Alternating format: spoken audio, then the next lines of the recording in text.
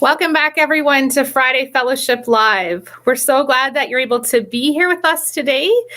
My name is April Hardwick, and if you're new here today, my husband and I serve with the Faith Mission in Canada in Northern Ontario. And if you're brand new today and you're wondering what on earth I'm talking about, you can head over to our website when this broadcast is over and learn more about the Faith Mission there at faithmissioncanada.org.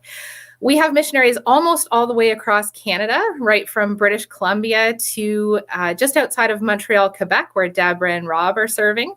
And obviously, our ministry looks a little different during this time, just as everything else does. But if there's anything that you think that we could do for you, please reach out to the workers in your area, whether to just have prayer with us or there's something that you feel we could come alongside and help out with. That's what we're here for, and we'd love to hear from you. We know that so many people are living in isolation right now, and that we need to be finding ways to connect with each other. Another way that you can connect with us over the next couple of weeks, if you've missed it or aren't on Facebook, coming up on March the 21st, we are going to have an online prayer rally over Zoom for prayer and praise. And we'd love for you to join us for that.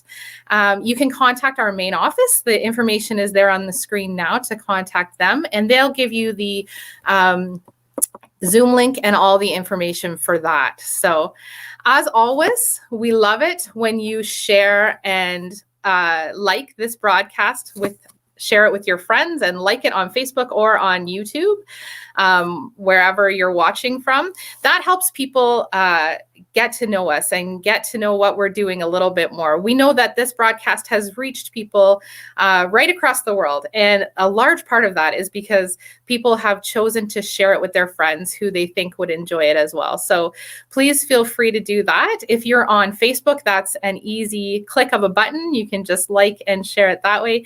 If you're on YouTube, you can feel free to copy and paste it into an email and send it with a note to a friend. What a great way to connect with them.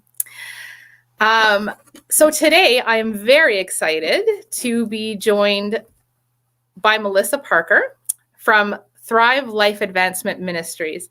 And Melissa has touched my life in a lot of ways, and Thrive has actually I've really benefited from their ministry as well. But I don't want to share too much before I bring her on. I want her to be able to tell you. So I think she is here waiting, and we should be able to bring her on now. Just one second. She is joining us today all the way from Alaska. There we are, Melissa. Hi. How are you doing today? I'm good. How are you? Good. I think you're the first guest that I've had on that I can actually say lives further north than me. I think you get that privilege. I don't know if that's a privilege or not, but I don't know if I should say I'm proud of that or not, but there we go. Most people, don't understand my weather, but I think you genuinely do. Yes. Well, as a matter of fact, yesterday, over 24 hours, we got about 24 inches of snow. Oh. The snow is already very deep, but we just got a little bit more. So, well, we've actually been really blessed this winter. Normally our winters are quite insane and our snow is quite crazy. But this winter, we've had such a mild winter, which, for being stuck in lockdown has been quite nice. But that's helpful. Yeah, we had a great big melt yesterday, which when it happens all at once is not fantastic. We've had a lot of people with some flooding and stuff, yeah. But it's frozen again today. So hopefully that'll stop. Such weird weather. So thanks for coming on today to talk to me. I really appreciate you taking the time. Why don't you tell us a little bit about yourself and what you do? Sure. Okay. So kind of in the context of this conversation, mm-hmm. I function as COO of Thrive Life Advancement Ministries. But beyond that, I also am married to my high school sweetheart. We together have 3 children. My husband is in the Army, in the U.S. Army, and we have moved all over the United States. We've been married almost 18 years, but we've been in the Army for 14 of them, and we've lived in 9 of the United States, I think, wow. And 11 homes in that time. So if you have any other itinerant missionaries or followers of this broadcast, that I can identify with. Yeah, you get the life, right? Yeah, the nomadic lifestyle. Yeah, for sure. For sure. And I know, like you were a Christian most of your life, right? Like Yeah. So I actually grew up the daughter of a pastor. My dad was a pastor my whole life, and I grew up in church, and really from a very early age loved God, believed in God. I remember accepting Jesus when I was 5, and just my whole life really. I've had obviously a growth process, but I think from the beginning, I had the blessing of recognizing who God is and how beautiful He is and His sovereignty, and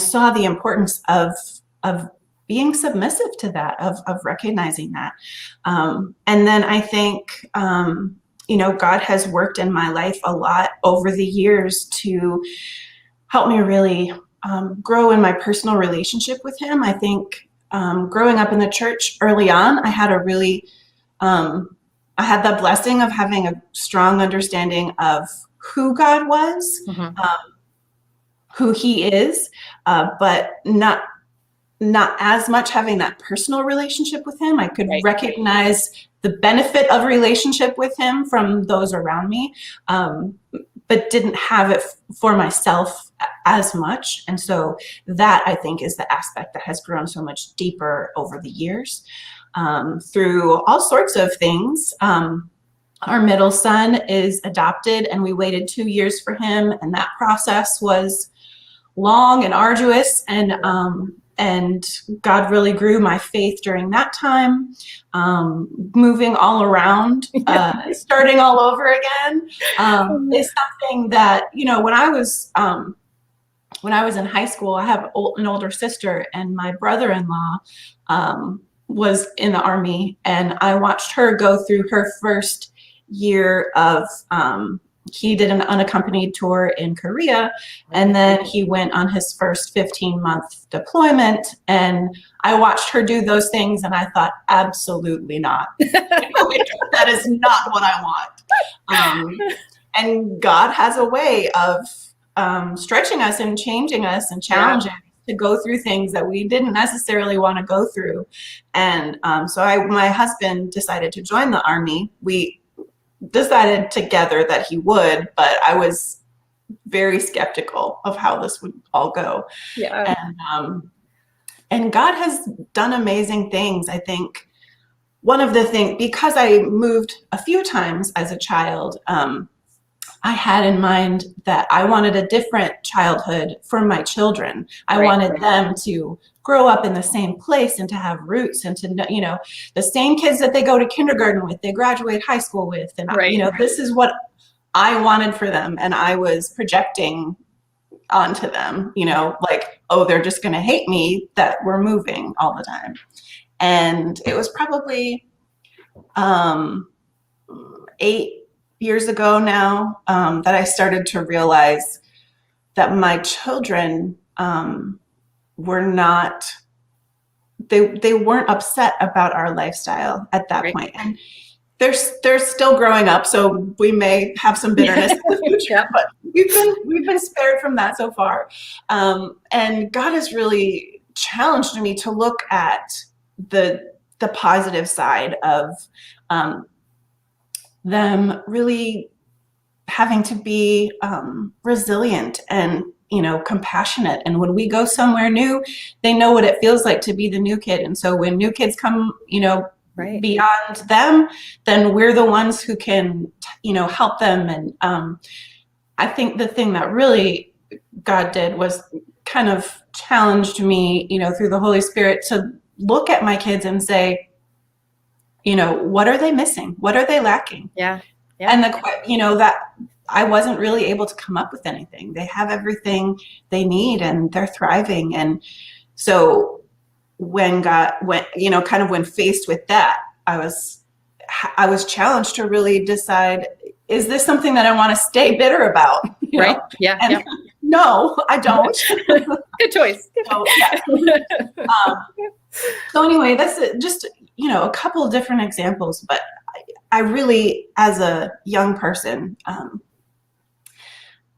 felt kind of like, oh, I didn't really have a lot to say. I didn't have some dramatic conversion story. But I think, as I've grown and as I've seen God's work in the world, to be able to identify that many of us have different characteristics of him kind of displayed in our own stories. We can't individually display all of his characteristics simultaneously because we aren't him, right? Yeah, exactly. We can reflect some of who he is in the world.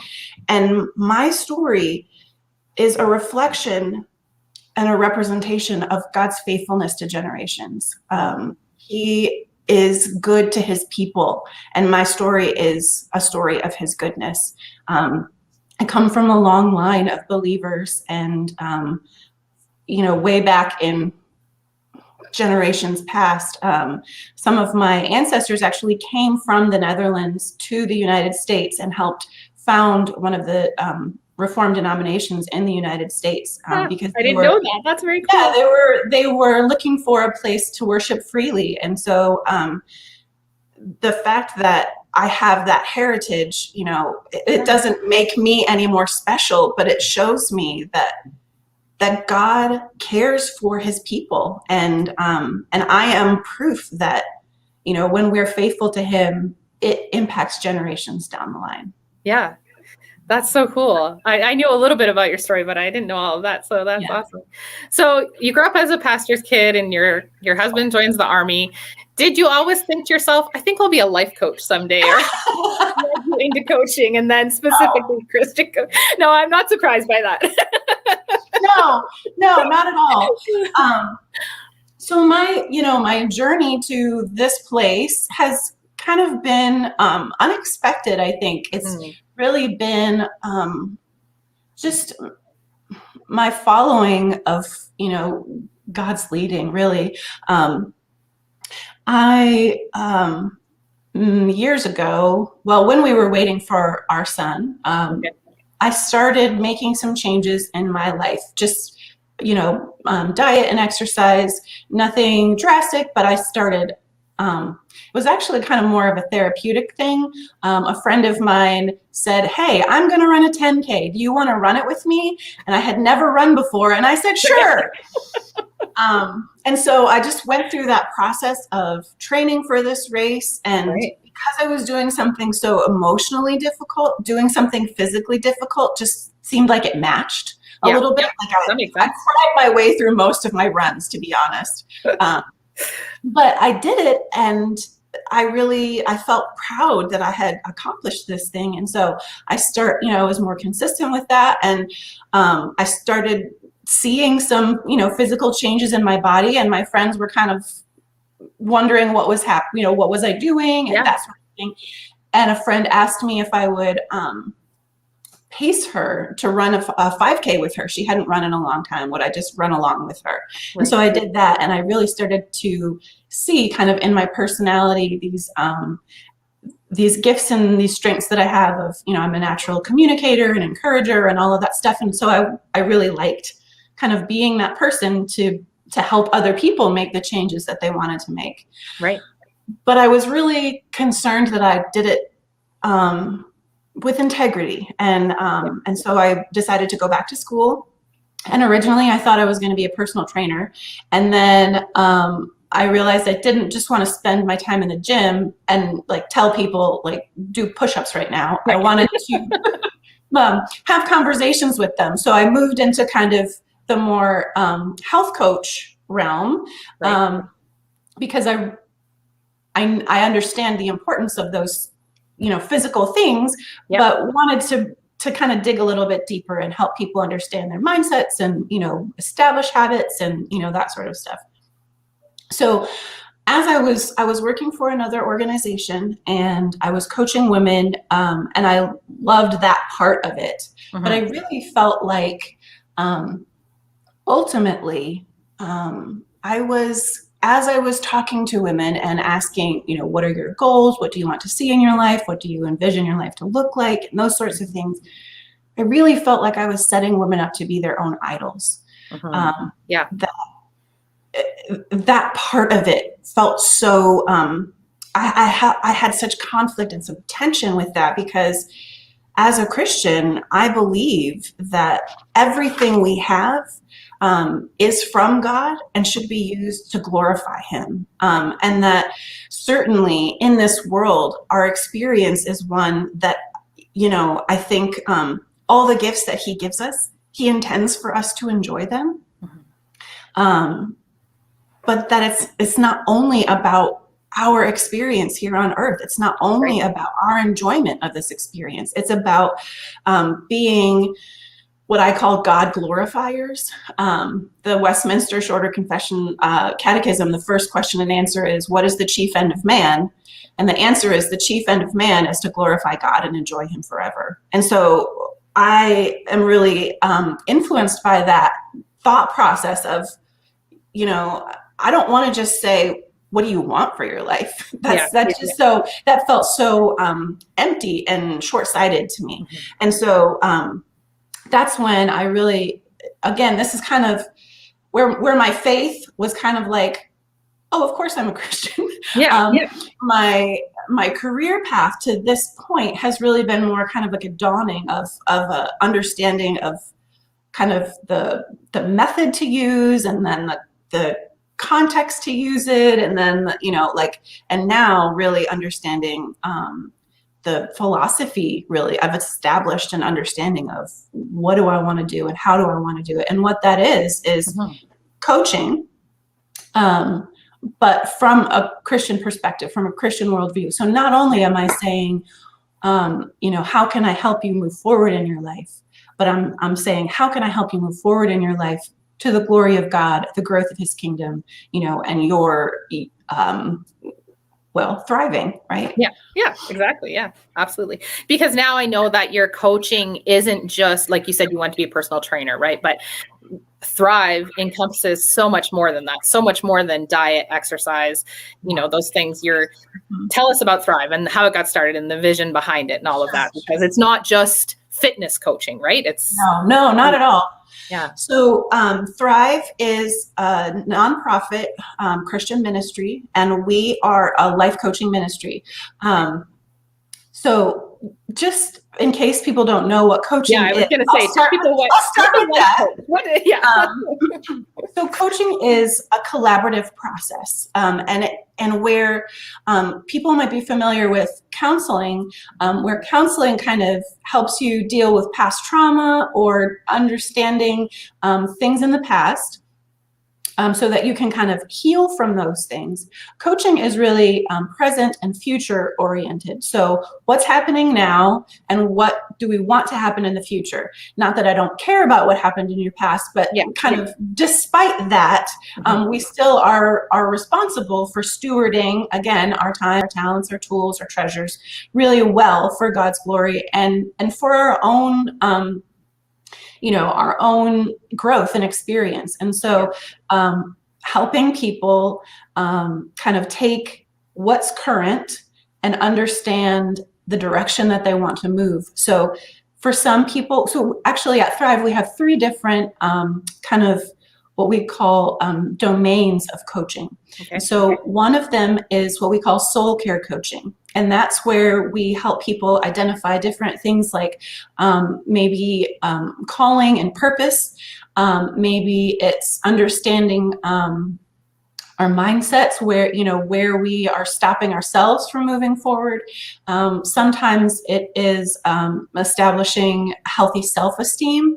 Those sorts of before you can even really think about making other changes in your life, you really need to kind of understand and have that individual identity established really strong. So that's what we do in soul care coaching. Then we have lifestyle coaching, which is kind of after that sense of self is established. And when I say sense of self, I also include kind of that proper understanding of our relationship to God and with God, kind of in that. And so then from that perspective, we kind of take Colossians 3:17. It says, whatever you do in word or deed, do everything in the name of the Lord Jesus, giving thanks to God the Father through Him.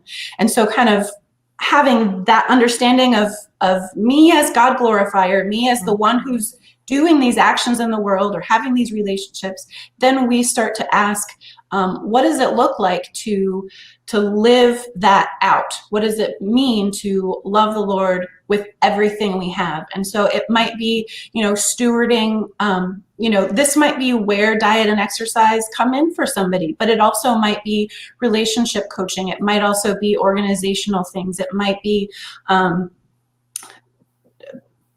structuring schedule. It could be so many different things of just how we function in the world and that sort of thing. And here too, this is where coaching really functions well as an accountability partner, so that you have somebody who will sit and listen to you say, I feel called to these things. I want to incorporate them in my life.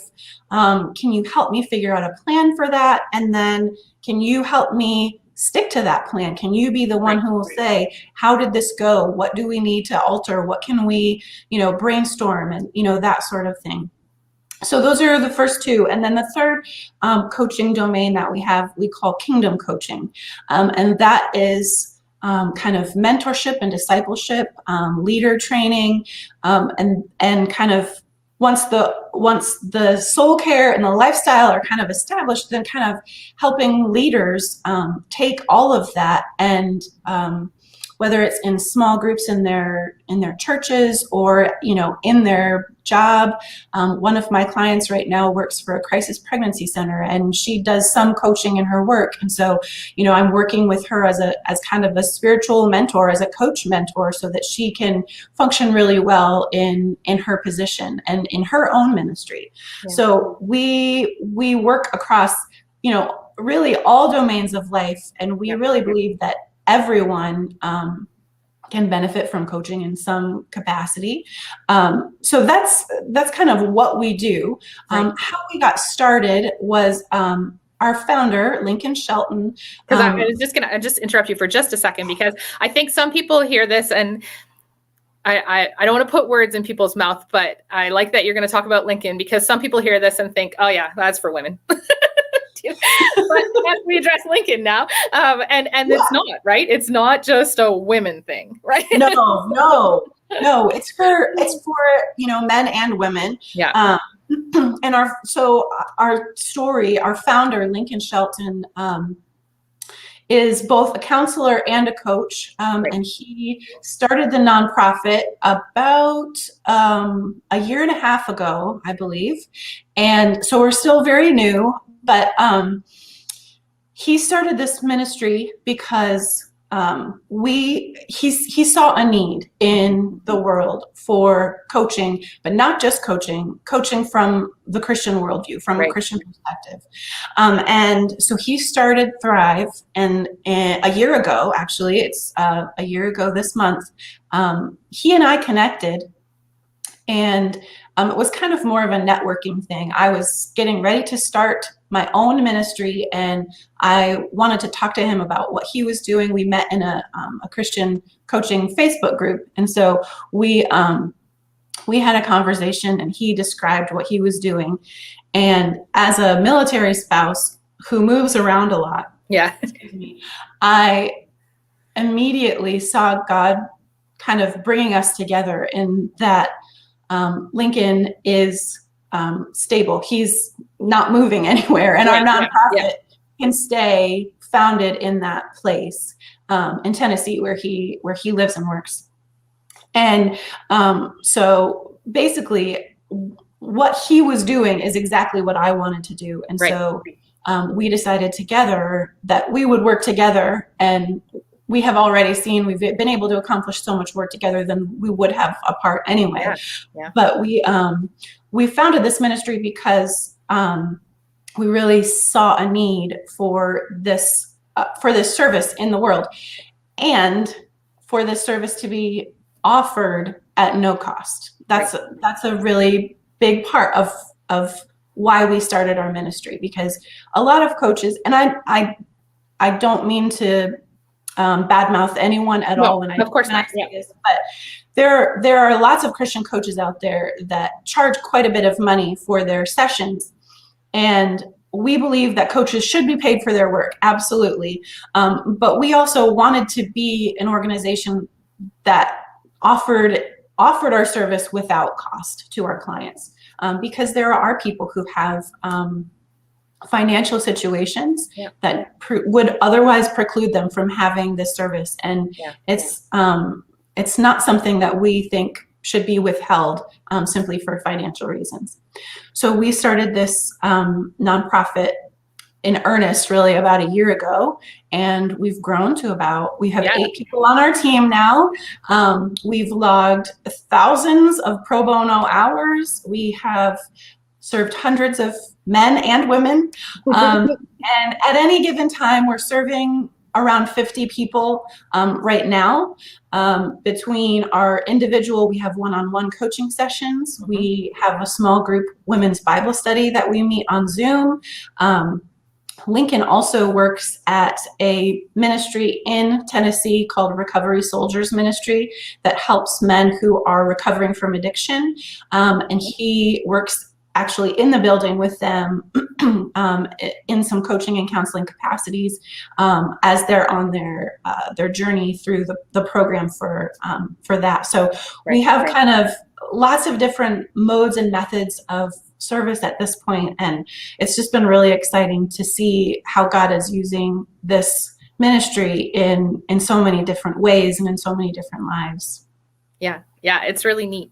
And one of the things that I noticed too, I've combed the website several times, but one of the things that I thought was really neat and really needed, especially I think, my husband and I work in a very rural area. So ministry leaders don't necessarily have the same access to their denominational groups, right? So whereas if you're in a big city, you have these pastors who would meet together for mentorship and someone to come alongside and say, have you tried this? Have you, whatever. And that was one of the things that I found really neat was that that is offered through Thrive as well, right? Like the ministry coaching even. And not that you would have a goal for our ministries, but that you help us see our own goals, right? Or see the Lord's goals for our ministries and then walk in that goal, right? Yeah. So I think that's a beautiful thing about coaching, that, people often, I think, misassume maybe that I have a goal for your life, or that your coach has a goal for your life. And if I do, it's simply that you would thrive as you glorify God. That's my goal. That I can help you do that. But we do have a Heath.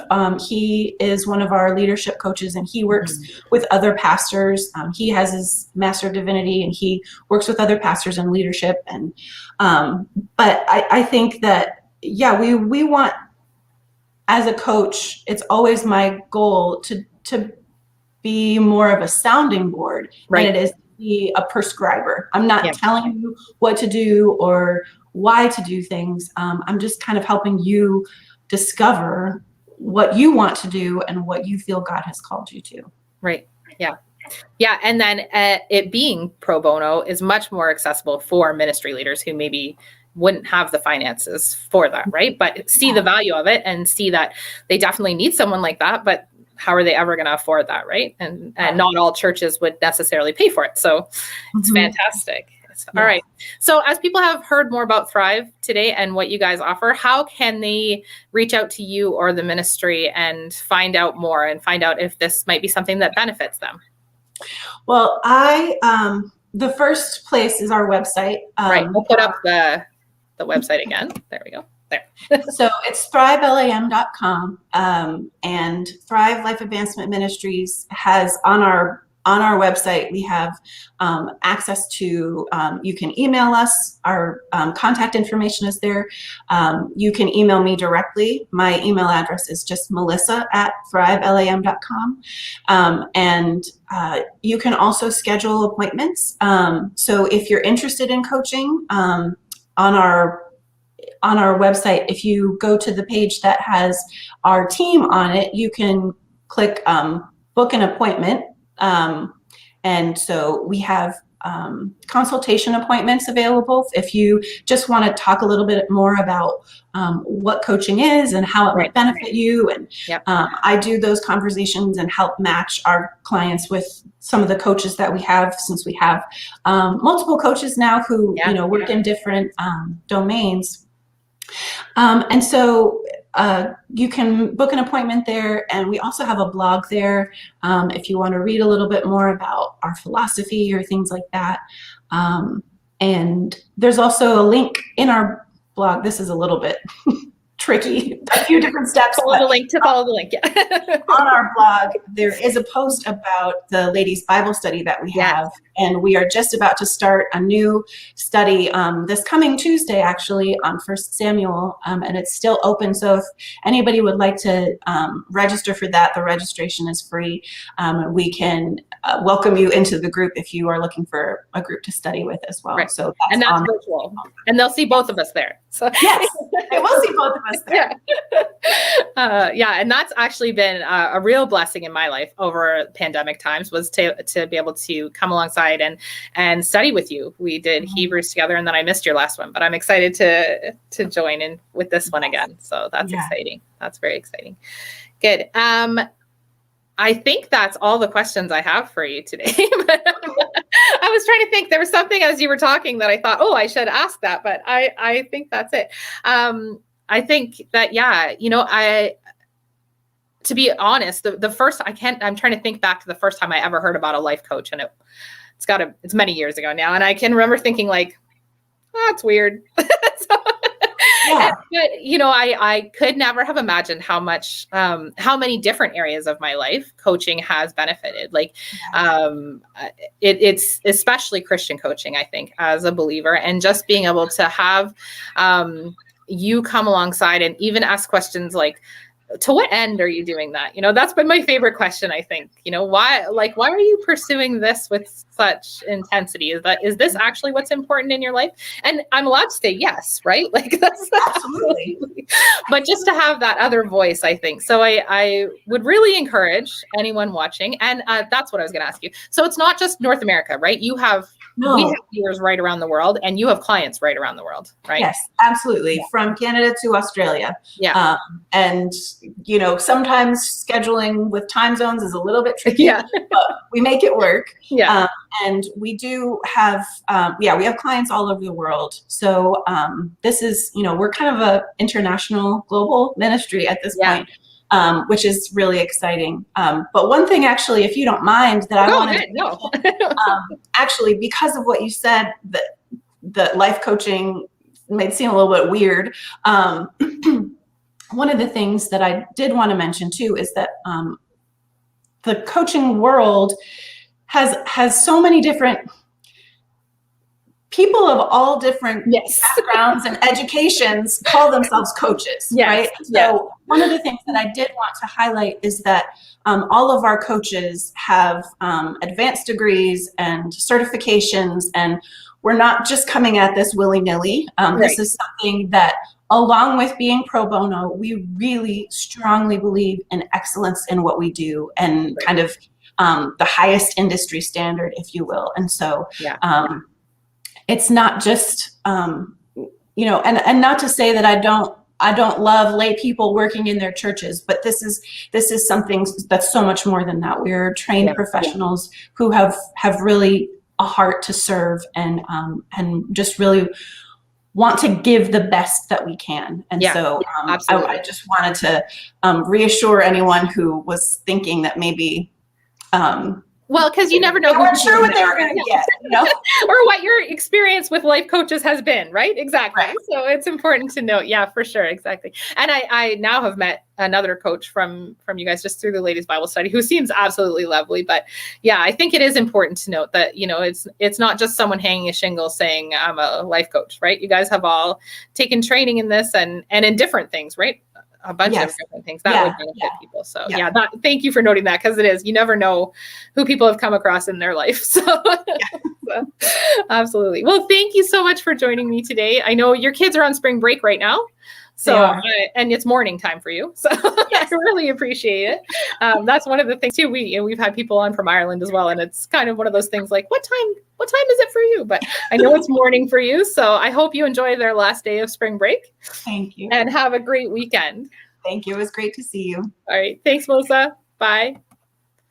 And thank all of you for joining me today as well, taking the time out of your day to learn a little bit more about life coaching and specifically Christian life coaching. So I would encourage you, if you've heard something today and even if you just think, you're thinking of someone else in your life who might be able to benefit from this, don't be afraid to just share this conversation with them and the website so they can reach out. But if you are thinking of reaching out, Melissa is a great person to talk to. And as she said, she is the person who would be the first person that you would come across with Thrive to sort of get an idea of how they could help you in your life and in your walk with the Lord. So I definitely encourage you to take advantage of the opportunity that they're presenting us with today. Sorry. So Tim will be back with you again next week. He is going to be joined by Pastor Ken Davis of Liebenzeel Mission in Canada. And I know that's going to be a great conversation as well. So he'll see you next Friday at noon here, again, either on YouTube or Facebook. So have a great weekend, everyone. And thanks for tuning in.